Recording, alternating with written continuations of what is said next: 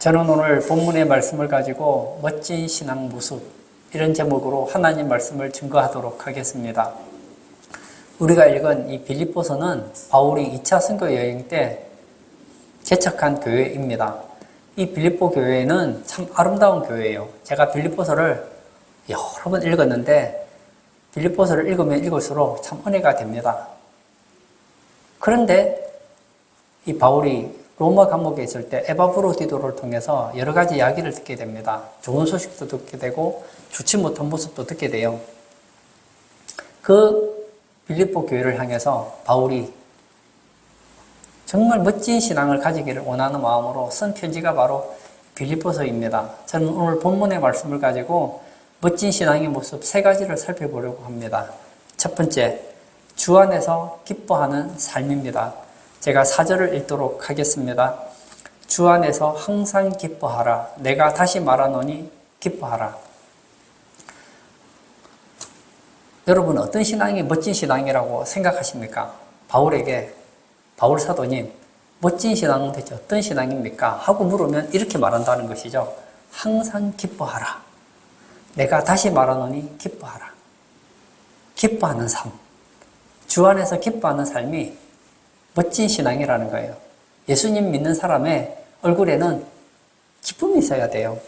이 신약 성경이 27권인데 바울이 감옥에서 쓴 성경이 4권이 있죠. 에베소서, 빌립보서, 골로새서, 빌레몬서입니다. 우리가 읽은 이 빌립보서는 옥중서신이라고 합니다. 바울은 이 감옥에서 빌립보 교인들이 주 안에서 항상 기뻐하기를 원했습니다.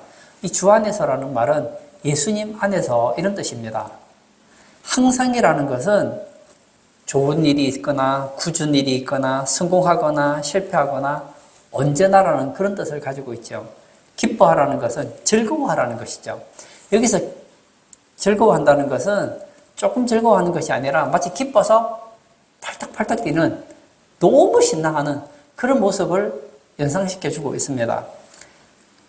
그러므로 오늘 본문이 가르쳐주는 것은 성도들은 갖가지 고난 속에서도 예수 안에서 뛸 듯이 즐거워해야 할 것을 의미한다는 것입니다. 제가 좋아하는 성경구절 데살로니가전서 5장 16절에 보면 항상 기뻐하라 이런 말씀이 있습니다. 항상이라는 말이 저는 참 와닿았습니다. 성도들은 어떤 존재냐? 항상 기뻐해야 된다는 거예요. 예수 믿는 사람에게 기쁨이라는 것은 예수 그리스도의 생명이 박동하는 신호라는 거예요. 중국 속담에 보면 한 가지 기쁨은 100가지 슬픔을 흩어버린다. 이런 말이 있어요. 그만큼 기쁨이 좋다는 거죠. 여러분, 중국 속담대로 한 가지 기쁨이 100가지 슬픔을 흩어버린다면 항상 기뻐한다면 얼마나 좋겠습니까?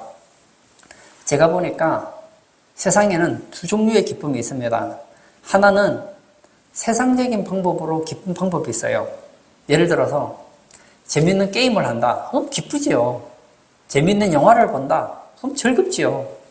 내가 좋아하는 여인과 결혼식을 가졌어요. 기쁘지요. 직장을 다니는데 직장에서 승진을 했어요. 기쁩니다.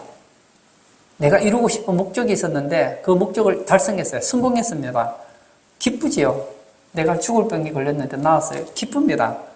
그런데 이런 기쁨에는 단점이 하나 있습니다. 일시적이고 불완전하다는 거예요. 결혼할 때 얼마나 좋아해서 결혼했습니까? 근데 결혼하고 나니까 항상 기쁘던가요? 때때로는 부부싸움 하기도 하고 성격이 안 맞아서 갈등하기도 하지 않습니까? 또 한 가지 방법이 있습니다. 하나는 세상적으로 기뻐하는 방법이 있다면 두 번째는 예수님 안에서 기뻐하는 것입니다. 오늘 본문은 너희들은 세상적으로 기뻐하라 말하지 않았어요. 주 안에서 기뻐하라는 겁니다. 바울은 기쁨의 사람이었어요. 내가 기쁜 것처럼 여러분들도 기뻐하십시오. 얘기하고 있어요. 바울이 있는 곳이 어디입니까? 로마 감옥이에요.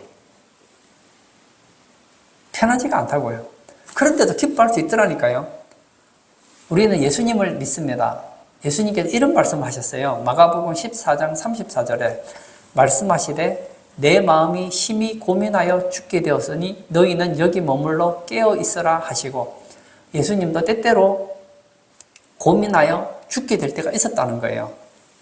그러므로 여러분, 환경적으로 좋아져서 기뻐하겠다, 포기하십시오. 예수님도 십자가에 죽게 되었을 때는 심히 고민하여 죽게 될 때도 있었다는 거예요. 그러므로 우리는 어디서 기뻐해야 됩니까? 예수 안에서 기뻐해야 된다는 거예요. 예수 안에서 기뻐할 때 우리는 항상 기뻐할 수 있다는 겁니다. 바울의 편지에는 기뻐하라는 단어가 132번이나 나옵니다. 바울은 어떤 사람이었습니까? 그는 로마 시민권자였어요. 요즘으로 말하면 신분이 좋았다는 것입니다. 그리고 가말리엘 문화생이었습니다. 그 당시 최고의 학교에서 최고의 학벌을 가지고 있었습니다.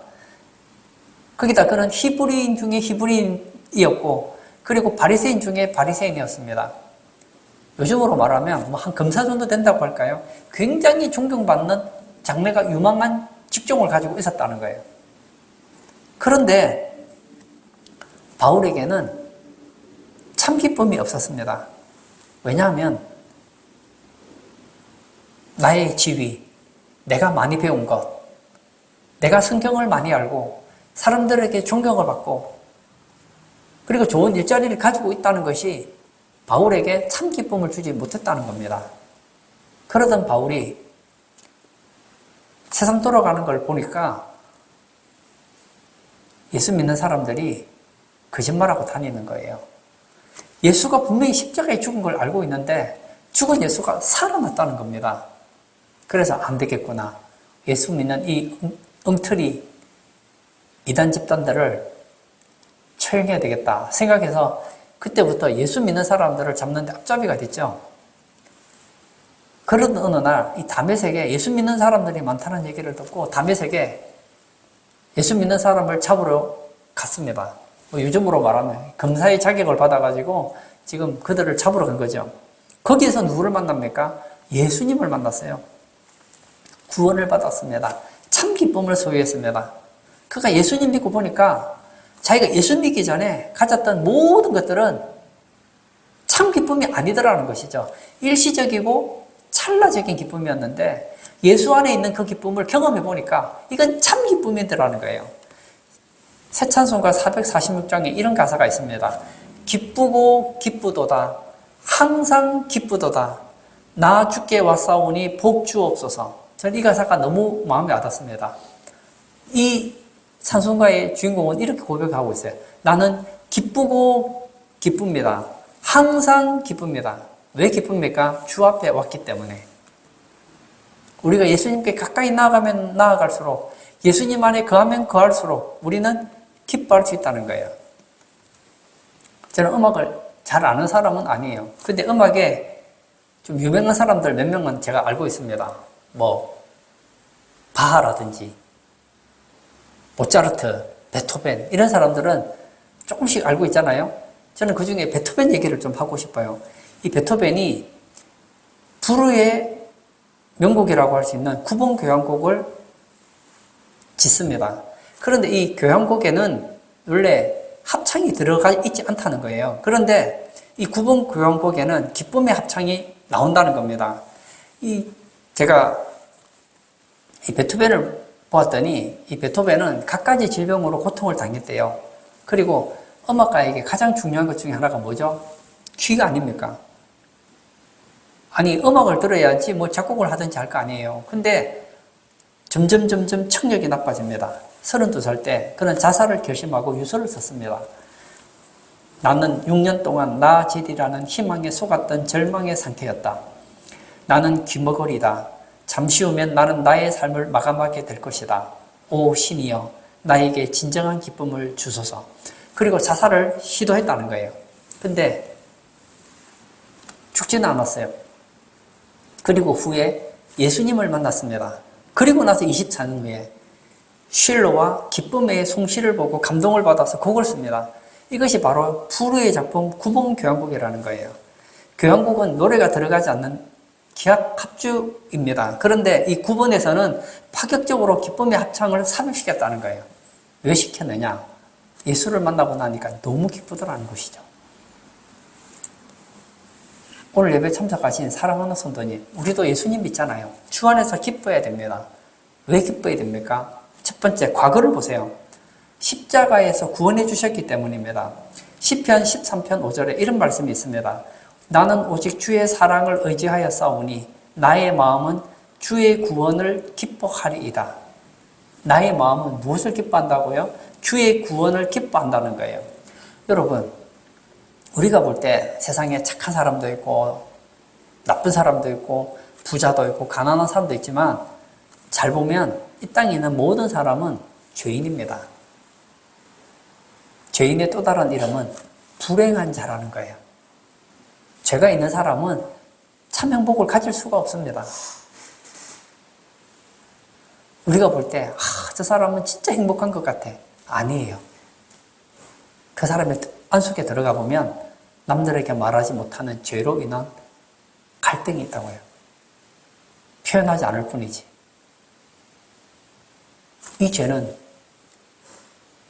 우리를 불안하게 만듭니다. 우리 안에 있는 행복을 빼앗아가요. 하나님과 원수가 되게 합니다. 그리고 이 죄는 우리를 죽음으로 가게 합니다.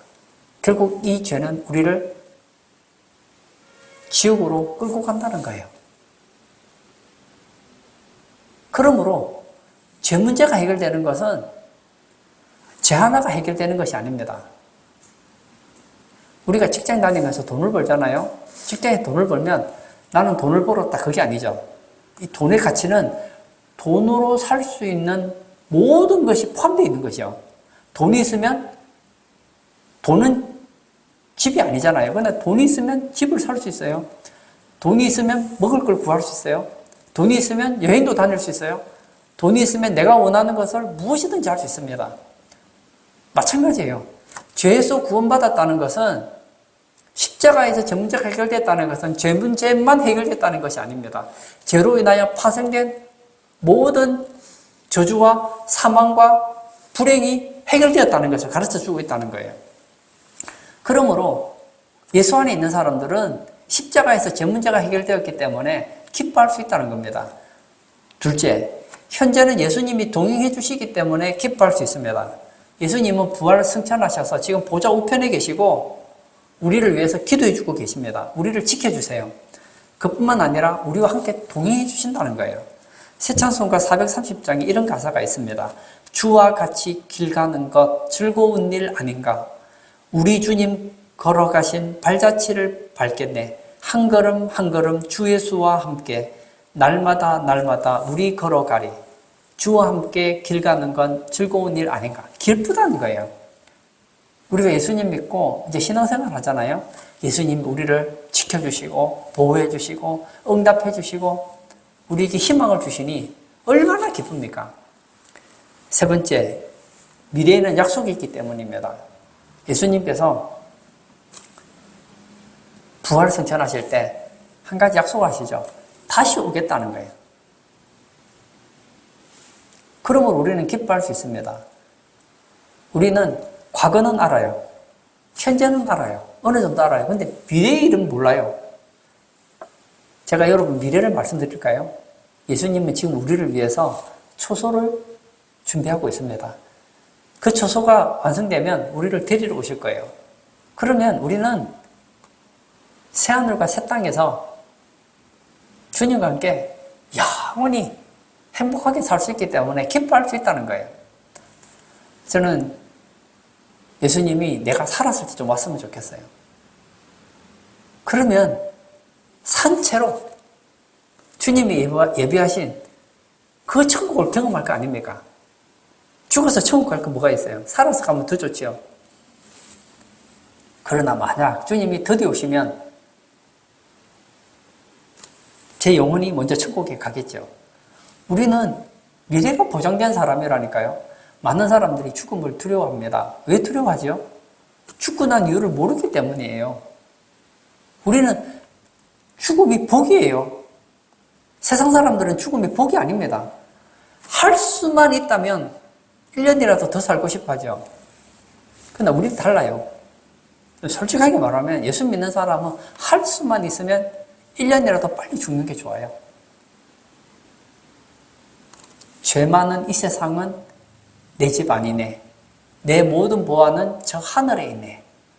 그러므로 우리는 주 안에 있기 때문에 과거의 문제 해결되었죠. 현재의 문제 해결되었죠. 미래의 문제 해결되었죠.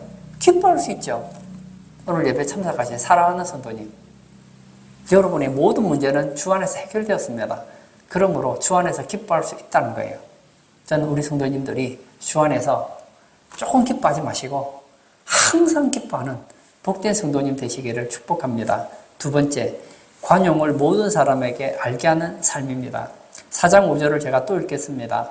너희 관용을 모든 사람에게 알게 하라. 주께서 가까우시니라.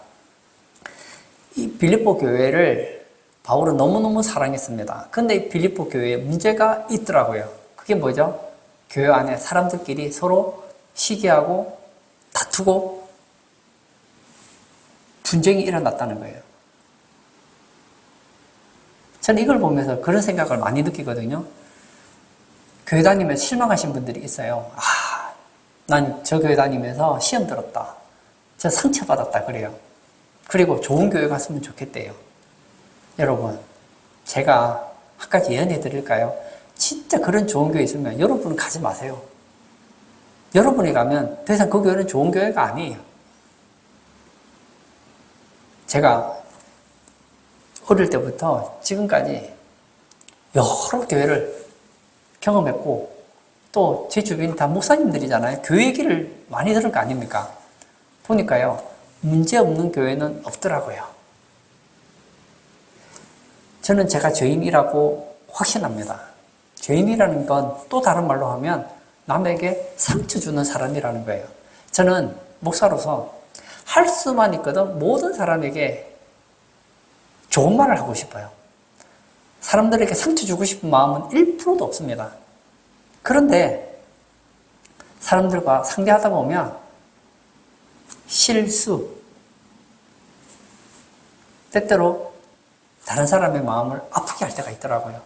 나는 그런 의도로 한 게 아닌데 상대방이 오해하기도 하고 제가 실수로 그 사람들을 힘들게 할 때도 있더라고요. 그럼 저만 그렇습니까?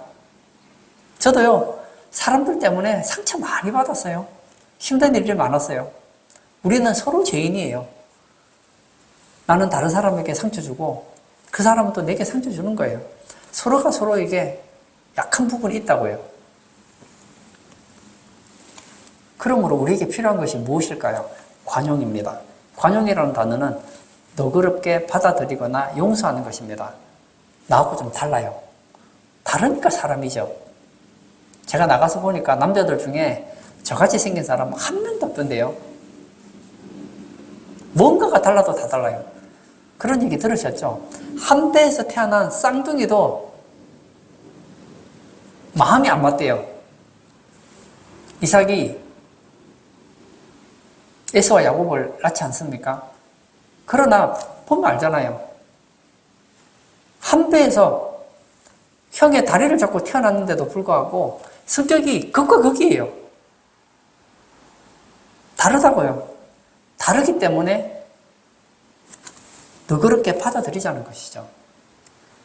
내가 다른 사람에게 잘못했던 것처럼 그 사람이 내게 잘못하더라도 용서하자는 겁니다. 예수 믿는 우리 성도들은 어떤 관계입니까? 우리는 한 형제입니다. 육신으로 한번 생각해 볼까요? 한 아버지가 어머니를 만나서 아버지와 어머니가 자식을 낳았어요. 그러면 한 가족이 되겠죠. 형제가 됩니다. 마찬가지로 우리도 예수님의 피로 한 형제 자매가 되었다는 것이죠. 우리는 한 가족이에요.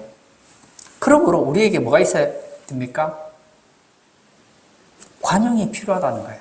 교회 생활에서 가장 필요한 것 중에 하나는 관용입니다. 나는 목사님에게 시험 들었다. 그런 말 하지 마세요. 나는 저 성도 때문에 시험 들었다. 그런 말 하지 마세요. 교회는 원래 그런 곳이에요. 제가 말하는 것은 상처를 줘도 된다는 얘기가 아닙니다. 다른 사람을 아프게 하면 안 되죠. 잘못하면 안 되죠. 그러나 우리는 부족하다는 거예요. 이걸 인정하자는 것이죠. 제가 살아왔던 인생을 쫙 돌아봐요. 제가 기억이 나는 한 사건이 있어요. 제가 고등학교 때 설교를 준비하다가 고등학교 때 한 학생이 생각이 났어요. 이 학생은 중학교 3학년 때 저랑 같은 반이었어요. 근데 걔랑 쟤는 별로 그렇게 사이가 나쁘지 않았거든요. 같은 고등학교를 갔어요. 그러다가 어떤 사건인지는 모르겠는데 이 친구가 제게 시비를 붙인 거예요. 그래서 싸움을 하게 됐어요. 싸움을 하는데 싸우면서 막 저에게 욕을 하면서 막 저를 두들겨 패는 거예요. 걔가 나보다 그때는 중학교 때는 저보다 작았는데 고등학생이 되더니 저보다 10cm 이상이 큰 거예요. 키도 크고 팔도 기니까 제가 좀 많이 두들겨 맞은 것 같아요. 때리면서 그런 얘기 하는 거예요. 내가 너 때문에 얼마나 그동안 마음이 힘들었는지 알아. 너는 중학교 때부터 나를 힘들게 했어. 그러는 거예요. 그때 깜짝 놀랐어요. 맞으면서 얘가 그때 그 친구는 반에서 1번이었기 키가 제일 작았어요. 저는 40몇 번이었기 키가 컸어요. 저는 걔한테 그렇게 나쁜 말 한 기억도 없는데 걔 입장에서는 제가 어떤 얘기를 했던가 봐요. 그래서 좀 마음에 꿍했던가 봐요. 근데 그때는 자기가 나보다 키가 10몇 센치가 작으니까 덤벼들지를 못했는데 이제는 키도 나보다 커지고 나는 키도 안 크고 이러니까 그동안 쌓였던 게 있었던가 봐요. 그래서 제게 도주장을 던진 거였죠. 보세요. 나는 걔한테 잘못한 게 뭔지 아직도 잘 모르겠어요. 걔가 왜 나에게 시비를 걸고 싸움을 걸었는지 난 솔직히 아직도 모르겠어요. 그리고 나서 고등학교를 졸업하고 그 친구를 또 만났어요. 키가 더 커졌어. 걔는 180 넘었어요. 야, 중3 때 150도 안 됐던 애가 왜 그렇게 키가 컸는지 몰라요. 그래서 그 애랑 같이 식사할 시간이 있어서 같이 식사를 하게 됐어요. 하게 됐더니 나보고 그러는 거예요. 영환아, 너는 내게 참 좋은 친구였어. 이러는 거예요. 아니, 고등학교 다닐 때는 나에게 선전포고 날 두들겨 팬 애가 또 나보고 좋은 애래요.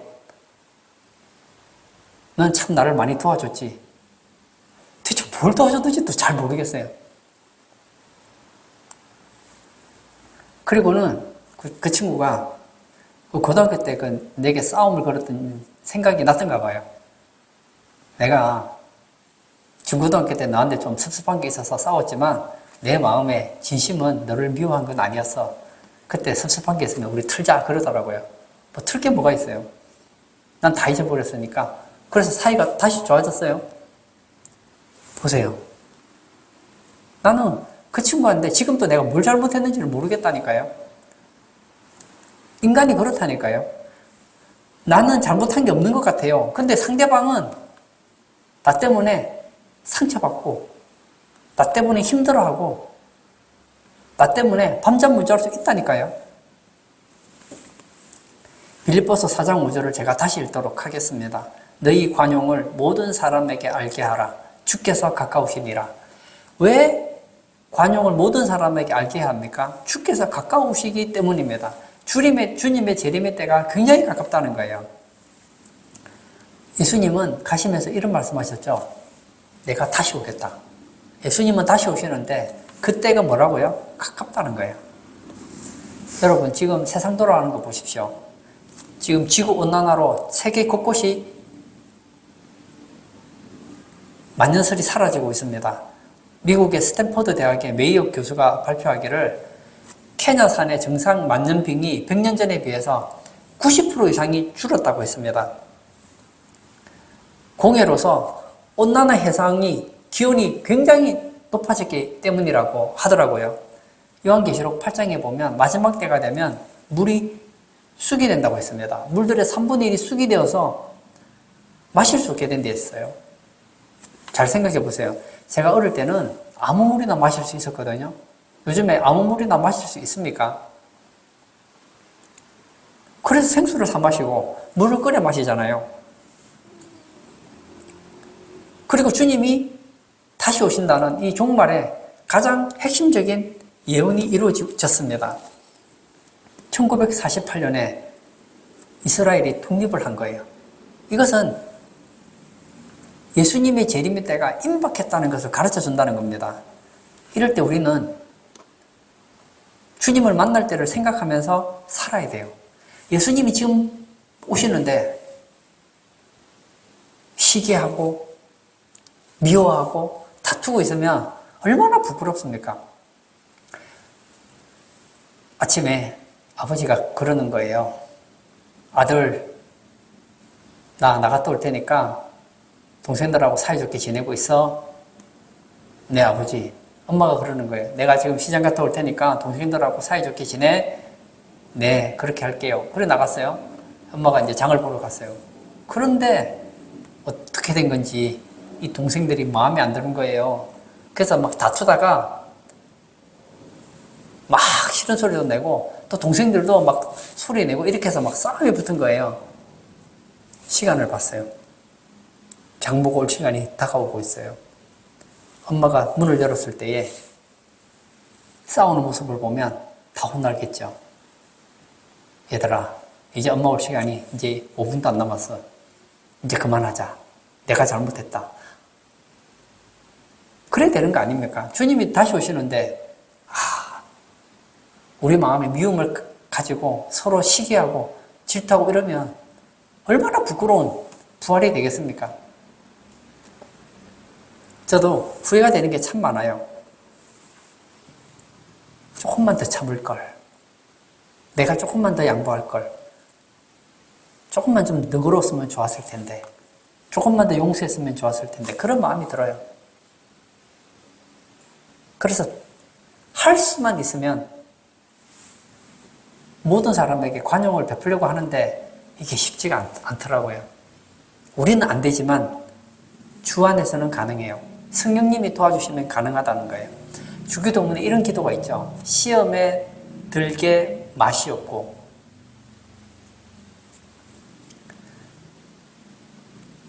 대체 우리가 누구 때문에 시험 듭니까? 강아지 때문에 시험 듭니까? 토끼 때문에 시험 듭니까? 아니에요. 사람 때문에 시험 드는 거예요. 마태복음 24장 10절에 보면 그때에 많은 사람이 실족하게 되어 서로 잡아주고 서로 미워하겠으며 마지막 때가 되면 서로 실족한다는 거예요. 잡아주고 미워하고 그렇게 된다는 것이죠. 혹시 오늘 예배 참석하신 사랑하는 성도님, 여러분 마음속에 용서 못할 사람이 있다면 기도하세요. 하나님, 저는 하나님께서 저 사람을 용서하라는 걸 알고 있지만 잘 안 됩니다. 저 사람을 너그럽게 대해야 된다는 건 알고 있지만 쉽지가 않습니다. 주여, 내게 은혜를 베풀어 주세요. 그래서 저는 우리 성도님들이 여러분의 관용을 모든 사람이 알게 했으면 좋겠어요. 저 사람은 내가 좀 실수해도 나를 너그럽게 받아줄 거야. 저 사람은 내가 잘못해서 좀 피해를 입혀도 나를 용서해 줄 거야. 그런 사람 말입니다. 그런 사람이 멋진 사람이라는 거예요. 저는 우리 그런 멋진 신앙의 모습을 가지기를 축복합니다. 세 번째, 염려하지 않고 기도하는 삶입니다. 빌립보서 4장 6절을 제가 또 읽도록 하겠습니다. 아무것도 염려하지 말고 다만 모든 일에 기도와 간구로 너희 구할 것을 감사함으로 하나님께 아뢰라. 멋진 신앙의 모습 세 가지를 제가 얘기를 드렸는데 첫 번째는 주 안에서 기뻐하는 거예요. 두 번째는 모든 사람에게 관용을 베푸는 거예요. 세 번째는 염려하지 않고 기도하는 겁니다. 이 세 가지는 어디서 가능할까요? 주 안에서 가능합니다. 주 안에 있을 때 항상 기뻐할 수 있고 주 안에 있을 때 관용을 베풀 수가 있어요. 주 안에 있을 때 염려하지 않고 주님께 맡길 수가 있는 거예요. 이 염려라는 단어는 걱정하는 마음입니다. 마음을 놓지 못하는 상태가 바로 염려이죠. 그러니까 성도는 어려운 일 당할 때 걱정하지 말고 하나님께 기도할 것을 의미한다는 거예요. 지금 세상 살기가 참 힘들어졌다고 해요. IMF 때 사람들이 그런 얘기를 했습니다. 6.25 이후에 최대의 국난이었다. 우리가 IMF를 극복했잖아요. 그럼 지금은 어떻습니까? 사람들이 말하기를 지금이 IMF 때보다 더 어렵다고 그래요. 그러니 먹고 사는 문제 때문에 얼마나 염려가 많겠습니까? 이럴 때 저는 한 가지 얘기하고 싶은 거예요. 염려가 있다는 것은 사인이에요. 어떤 사인일까요? 기도하라는 하나님의 사인이에요. 염려는 낙심하고 포기하고 절망할 사인이 아니고 염려는 이제 이 문제를 가지고 하나님 앞에 나아가야 될 신호라는 겁니다. 그리고 내가 당하는 어려움이 꼭 나쁜 거냐? 그렇지 않습니다. 내가 당하는 그 어려움 가운데도 잘 돌아보면 기뻐할 수 있고 감사할 조건들도 있다는 거예요. 이스라엘 백성들이 광야에서 40년을 살았잖아요. 그들이 감사하려고 하면 감사할 게 얼마든지 있었고 기뻐하려면 기뻐할 게 얼마든지 있었습니다. 그러나 그들은 기뻐할 내용과 감사할 내용보다는 불평할 내용에 집중했다는 겁니다. 여러분, 지금 남들에게 말할 수 없는 문제가 있으십니까? 어려운 가운데 빠져 있으십니까? 저는 여러분들이 그 문제에서 빠져나왔으면 좋겠어요. 그 문제에 빠져서 낙심하고 좌절하고 절망하지 마시고 그 환경 가운데서도 바울이 말했던 것처럼 항상 기뻐할 수 있기를 바랍니다. 바울이 말했던 것처럼 범사에 감사할 수 있기를 바랍니다. 제가 인터넷에서 전깃불이 없어도 감사 그런 글을 읽은 적이 있습니다. 참 내용이 좋았어요. 제가 그 내용을 좀 설명해 드리려고 합니다. 어느 시집자 가정의 이야기입니다. 이 아버지가 대학을 졸업하고 신문사에서 15년을 근무했는데 회사에서 해직을 당한 거예요. 퇴직금을 받았습니다. 그 돈을 가지고 이제 생활을 해야 되는데 이런 아버지의 아버지, 이게 할아버지죠. 이 퇴직한 가장의 아버지가 수술을 하게 된 거예요. 그래서 수술비로 많은 돈이 나갔습니다. 뿐만 아닙니다. 직장을 구하려고 하는데 직장이 구해지지 않는 겁니다. 그래서 생활비로 돈을 쓰기 시작했는데 돈이 다 나가버린 거예요. 석 달 동안 관리비를 못 내니까 전기가 끊어졌습니다. 일주일 뒤면 수도도 끊겠다고 합니다. 집에 갔더니 집이 어두컴컴한 거예요. 아이들이 촛불을 켜고 살아가는 거예요. 아버지가 막 절망이 찾아오는 거예요. 나같이 무능한 가장이 어딨나. 아니 어떻게 요즘에 집에 전기불이 안 들어와서 촛불을 켜고 생활하는 걸 생각하니까 너무 마음이 상했다는 거예요. 그래서 화장실에 가서 수돗물 틀어놓고 펑펑 울었다는 겁니다. 물론 며칠 지나면 또 수돗물도 끊긴다고 하지만 아직은 안 끊겼으니까. 어느 날 일자리를 찾는데 일자리가 잘 안 구해지는 거예요. 밤에 들어왔더니 아내가 촛불을 켜놓고 맞이하는 거예요. 그리고는 아내가 활짝 웃고 있는 거예요. 아니 지금 어려운데 아내가 활짝 웃고 있으니까 이해가 안 되는 거죠. 그때 이렇게 얘기를 합니다. 아내의 얘기를 한번 들어보세요. 아이들이 햇빛 있을 때 숙제를 하고 잔다는 거예요. 예전에는 밤늦게까지 놀다가 그리고 숙제를 했는데 이제는 뭐 전기가 다 끊어졌으니까 어두우면 공부를 못 하잖아요. 그래서 햇빛이 있을 때 숙제를 한다는 거예요. 그리고 이런 얘기를 합니다. 아이들이 이제부터는 일찍 자고 일어나겠대요. 애들이 그렇게 시통할 수가 없어요. 햇빛이 있을 때 숙제해버리겠다고 학교에서 오자마자 숙제를 해치우고요. 아까 해질녘에는 창가에 앉아서 햇빛이 이렇게 고마운 줄 처음 알았다면 해지는 걸 그렇게 안타까워할 수 없었어요. 앞으로는 해지면 자고 새벽에 동틀 때 일어나겠다는 거예요. 그리고 마지막으로 이렇게 얘기를 했습니다. 하나님 감사합니다. 전깃불이 없어졌는데도 우린 더 행복해진 것 같아요. 멋지지 않습니까? 전기불이 없어서 촛불 켜놓고도 감사하는 거 저는 참 감사하다고 생각해요. 그러나 저는 여러분들에게 여기서 머물지 말기를 바랍니다. 여기까지는 세상 사람들이 할 수 있는 거지만 예수 믿는 사람은 그 이상을 나가야 돼요. 뭘 해야 될까요? 기도하라는 거예요. 어렵다면 인간적으로 문제를 풀려고 하지 마시고 이제야말로 하나님의 도움을 받을 때라는 것을 알고 기도로 나아가라는 거예요. 기도하라는 것은 하나님께서 책임지겠다는 얘기거든요. 아무것도 염려하지 말고 모든 일에 기도와 간구로 너희 구할 것을 감사함으로 하나님께 아뢰라. 그리하면 주시리라. 기도는 응답입니다.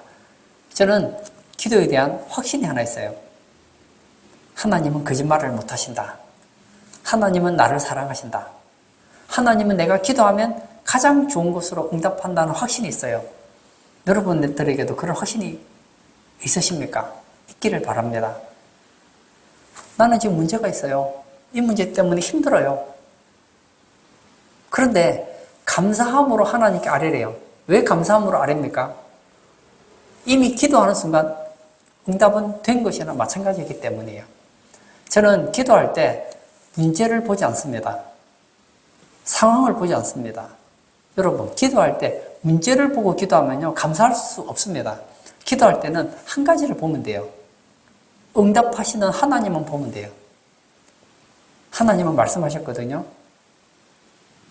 구하라, 주실 것이요. 찾으라, 찾을 것이요. 두드리라, 열릴 것이다. 구하는 자는 받게 되어 있고 찾는 자는 찾게 된다. 너희가 악할지라도 자식에게 좋은 것을 줄 줄 알거든. 하물며 하늘에 계신 너희 아버지께서 구하는 자에게 좋은 것을 주시지 않겠느냐. 좋은 것을 주신다는 거예요. 저는 그 하나님을 믿습니다. 내 기도 응답되고 안 되고는 두 번째 문제예요. 저는 기도할 때 하나님은 내게 가장 좋은 것을 주신다. 확신이 있어요. 근데 기도했는데 안 줘요. 왜 안 주실까요? 하나님은 좋은 걸 주신다고 했는데 안 주는 게 좋기 때문에 안 주는 거예요. 나는 지금 필요한데 하나님은 1년 뒤에 줘요. 왜 지금 안 주시고 1년 뒤에 주실까요? 지금 안 주시고 1년 뒤에 주는 게 좋기 때문입니다. 기도했는데 지금 당장 문제를 해결해 주시는 건 왜일까요? 지금 주시는 게 좋기 때문입니다. 그래서 저는 감사할 수 있어요. 저는 우리 성도님들도 기도할 때 염려 앞에서 안타까워하지 마시고 감사함으로 하나님께 아뢰시기를 바랍니다. 바울은 기도를 둘로 구분 짓고 있어요. 너희가 하나님께 구할 때 기도와 간구로 하나님께 구하라고 했습니다. 기도는 뭐죠? 일반적인 기도입니다. 간구는 집중적인 기도입니다. 여러분들에게 남들에게 말할 수 없는 어떤 문제가 있다면 그것은 일반적인 기도라기보다는 간구에 가깝겠죠. 그걸로 한번 매달려 보시라고요. 바울 보세요. 바울에게도 기도 제목이 많았습니다. 빌립보 교회를 위해 기도하고 에베소 교회를 위해서 기도하고 순교를 위해서 기도하고 뭐 개인적으로 기도하는 게 많겠죠. 근데 그에게 근본적으로 중요한 기도 제목이 하나 있었어요. 그에게는 사탄의 가시가 있었습니다. 자신을 굉장히 힘들게 하는 것이 있었어요. 내가 하나님의 일을 하는데 나는 사도인데 이 가시 때문에 너무 힘든 거예요. 하나님께 3번 간절하게 기도했습니다. 성경에서 이 3번이라는 것은 숫자 3번의 개념보다는 충분히 기도했다는 거예요. 응답받을 만큼 충분히 기도했다는 겁니다. 기도했더니 하나님께서 내 은혜가 너에게 충분하다. 무슨 얘기일까요? 안 고쳐주겠다는 거예요. 너의 그 고통 때문에 너는 나를 의지하게 되지. 의지하기 때문에 나의 능력이 너와 늘 함께 하는 거야. 그리고는 그 어려움을 이겨나갈 수 있는 은혜를 베풀어 주세요. 문제가 해결된 건 아니에요. 어떤 분들은 그러죠. 내가 이렇게 하나님을 믿고 간절히 기도했는데 왜 응답이 안 되느냐고 해요. 응답되고 안 되고는 우리한테 달려있지 않아요. 하나님께 달려있어요. 저도 지금까지 어릴 때부터 지금까지 기도를 얼마나 많이 했겠어요. 받은 응답도 많고 못 받은 응답도 엄청나게 많아요. 근데 제가 못 받은 응답들을 지금 곰곰이 생각해 보니까 너무 감사한 거예요. 내가 구한 것을 다 응답받았으면 큰일 날 뻔했어요. 어떤 경우에는요, 지금 이제 과거잖아요. 예전에 기도했던 건 이제 제가 과거로 보잖아요. 보니까 그때 응답 안 되기 참 잘했다. 그때 응답이 늦기를 참 잘했다. 그런 게 많더라고요. 저는 기도에 대한 한 가지 이야기를 더 하고 싶습니다. 빌립보서 4장 7절입니다. 그리하면 모든 지각에 뛰어난 하나님의 평강이 그리스도 예수 안에서 너희 마음과 생각을 지키시리라. 우리가 하나님 앞에 감사함으로 기도와 간구로 아뢰었어요. 그랬더니 하나님께서 그 문제를 해결해 주시는데 해결해 주시기 전에 먼저 해 주시는 게 있더라고요. 뭐죠? 그리하면 모든 지각에 뛰어난 하나님의 평강이 찾아오는 거예요. 기도했더니 문제가 해결된 게 아니에요. 문제 해결되는 건 조금 이후의 문제고 지금 당장 오는 거 뭐죠? 평강이 찾아옵니다. 하나님의 평강이 임해요. 그리고 그리스도 예수 안에서 너희 마음과 생각을 지키시리라. 하나님께서는 평강을 부어주셔서 우리의 마음과 생각을 지켜주시는 거예요. 결론을 짓고자 합니다. 저는 이 바울이 쓴 이 빌립보서 4장 4절에서 7절 말씀은 예수 믿는 사람들이 삶 속에서 꼭 실천해야 될 멋진 신앙의 모습이라고 믿습니다. 저는 우리 성도님들이 주 안에서 항상 기뻐하기를 바랍니다. 그리고 내 마음에 안 드는 사람, 나를 힘들게 하는 사람이 있더라도 그 사람들을 관용을 베풀어서 사람들이, 여러분들이 관용의 사람인 것을 알도록 그렇게 생활했으면 좋겠어요. 그리고 여러분 앞에 남들에게 말할 수 없는 염려거리가 있다면, 문제가 있다면 감사함으로 하나님께 아뢰시기를 바랍니다. 그러면 문제가 해결되는 건 두 번째고 먼저 하나님의 평강이 여러분의 마음과 생각을 지켜주신다는 거예요. 그리고 하나님께서 우리에게 가장 필요할 때에 문제를 해결해 주신다는 겁니다. 오늘 예배 참석하신 우리 성도님의 삶 속에 이런 기쁨이 가득하고 관용이 가득하고 염려 가운데 기도가 풍성한 그런 우리 모든 성도님 되시길 축복합니다. 이 시간 한번 같이 기도하기를 원합니다. 오늘 본문의 내용은 다른 사람 얘기 아니에요. 바울 얘기예요. 바울이 지금 어디 있습니까? 로마 감옥에 있어요. 로마 감옥에 있는 사람이 뭐가 기쁘겠습니까? 그러나 바울은 로마 감옥에서 기뻐했습니다. 지금 바울 주변에는 바울을 미워하고 시기하고 바울을 죽이려고 하는 사람이 수두룩합니다. 그러나 바울은 그들에게 관용합니다. 그들을 이해하고 그들을 사랑으로 품습니다. 바울에게 얼마나 많은 문제가 있습니까?